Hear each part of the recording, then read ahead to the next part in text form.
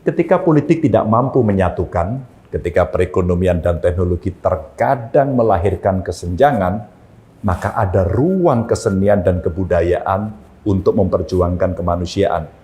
Hadirin sekalian, menjelang akhir tahun 1812, 10 pemuda Jawa berjalan melewati sebuah gerbang di kota Bogor. Di balik gerbang itu berdiri megah sebuah istana yang sangat megah dan tentu saja luas. Berbeda dari bangunan istana-istana kerajaan yang pernah mereka lihat di Yogyakarta maupun Surakarta. Dengan perasaan minder, mereka berjalan sambil memandangi hamparan rumput serta pohon dan kolam yang menambah asri istana itu. Sedikit mengobati perasaan itu, mereka saling mengingatkan hari ini mereka dipanggil untuk ngasih pelajaran bagaimana menghormati dan menghidupi sebuah karya seni kepada company. Dengan segala ketakjubannya, 10 pemuda itu berjalan di belakang pemilik istana, melewati satu persatu bagian istana. Setelah mereka tiba di depan sebuah ruangan, pemilik istana membuka pintu dan membuat 10 pemuda itu kaget. 2 set gamelan agung tertata rapi di hadapannya. Berbeda dari gamelan biasa, setiap instrumen dari gamelan itu terdapat ukiran indah, sosok naga dan burung merak. Itu adalah gamelan Istana Yogyakarta yang sudah berpindah kepemilikan ke tangan Sir Thomas Stamford Raffles, Gubernur Hindia Belanda waktu itu. Dan 10 pemuda Jawa itu dipanggil khusus oleh Raffles untuk memainkan sekaligus mengajarkan. Biasanya Raffles akan berlama-lama menikmati alunan gamelan itu dari siang sampai dengan tengah malam. Sejak saat itulah Raffles jatuh cinta pada orkestra Van Java.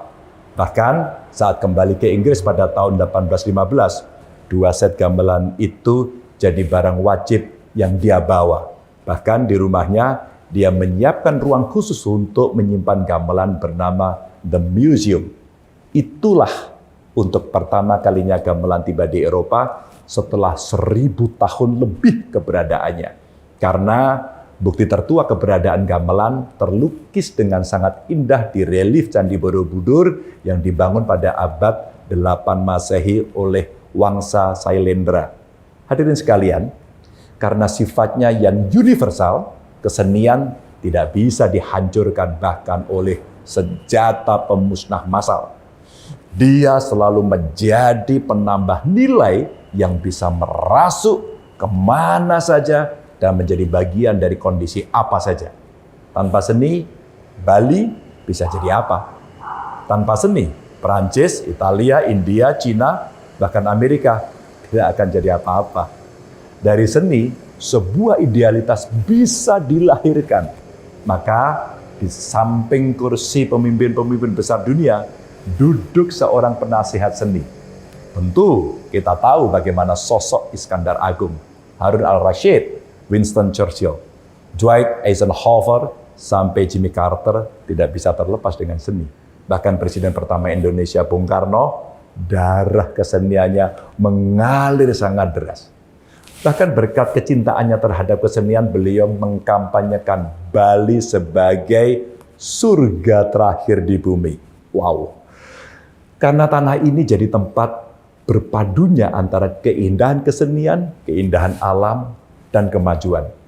Kesadaran spirit itu telah tertanam di warganya bahkan sejak dalam kandungan. Artinya, masyarakat Bali memiliki kesadaran penuh bahwa kekuatan kesenian, kekuatan alam yang dipadu dengan kemajuan mampu melahirkan kemakmuran. Tatanan itu semakin diperkuat dengan intensnya proses yang dijalani para praktisi dan tokoh intelektualnya. Perpaduan antara kesadaran masyarakat, proses berkarya, praktisi, serta pengawalan oleh kaum intelektual, itulah yang hari ini ingin kita tularkan kepada seluruh warga Indonesia. Saya membayangkan seluruh daerah di Indonesia bisa jadi seperti Bali, yang bangga dan mampu mengolah kekayaan daerahnya, diolah sesuai karakter dan kearifan setempat. Yang Aceh dengan segala macam tata kehidupan di sana, kita olah dan optimalkan keseniannya, kebudayaannya, kekayaannya, dan keindahan alamnya. Proses berkaryanya kita perkuat. Ruang pertunjukan dan pameran kita buat. Intelektualitasnya kita perkuat. Infrastruktur dan tata kelolanya juga kita garap. Maaf seribu maaf. Dengan optimalisasi itu semua, saya yakin Aceh akan menjadi pusatnya kesenian dan kebudayaan Islam dunia. Begitu juga untuk Sumatera Utara, Sumatera Barat, Lampung, Jawa Barat, Sulawesi Selatan, Kalimantan Barat, NTB, Ambon, sampai Papua jauhnya. Dimanapun daerahnya, di seluruh Republik Indonesia, tata kelola kesenian dan kebudayaan harus jadi motor penggerak kemakmuran.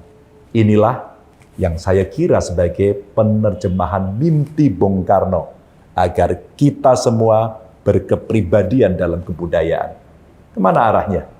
Arahnya adalah menciptakan mindset bahwa kesenian bukan sekedar hiburan, tapi sebuah stimulan yang memang dibutuhkan untuk memperbaiki tatanan. Entah itu kesenian yang mengangkat persoalan kehidupan, maupun kesenian yang melukiskan keindahan bulan dan bintang-bintang. Untuk bisa merealisasikan itu, lembaga-lembaga maupun institusi-institusi kesenian harus dioptimalkan. Ruang-ruang pertunjukan dan ruang pameran harus dihidupkan. Diskusi dan penelitian mau tidak mau harus banyak dihadirkan. Karena kesenian ini adalah pisau.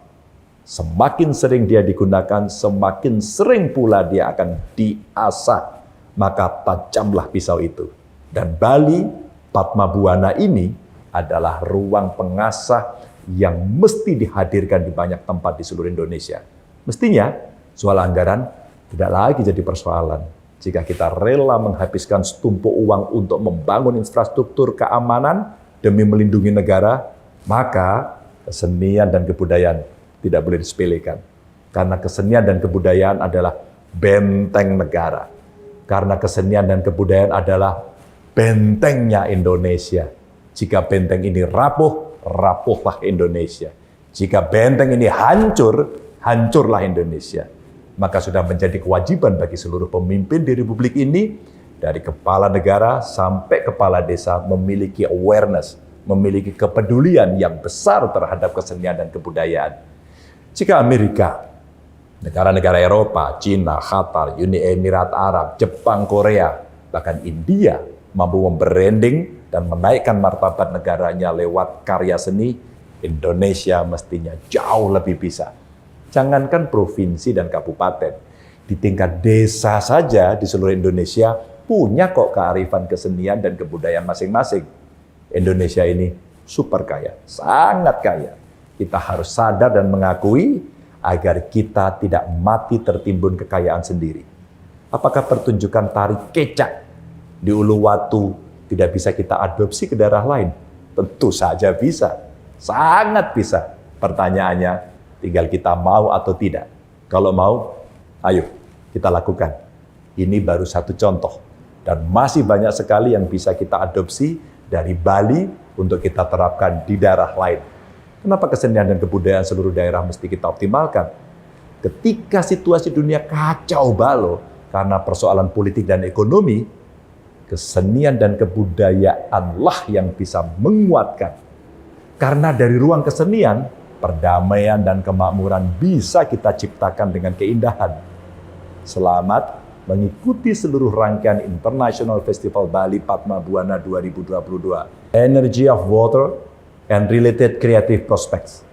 Karena kalian sudah tiba di Bali, maka harus menikmati segala keindahan agar kebahagiaan yang kalian rasakan bisa tertahan lama.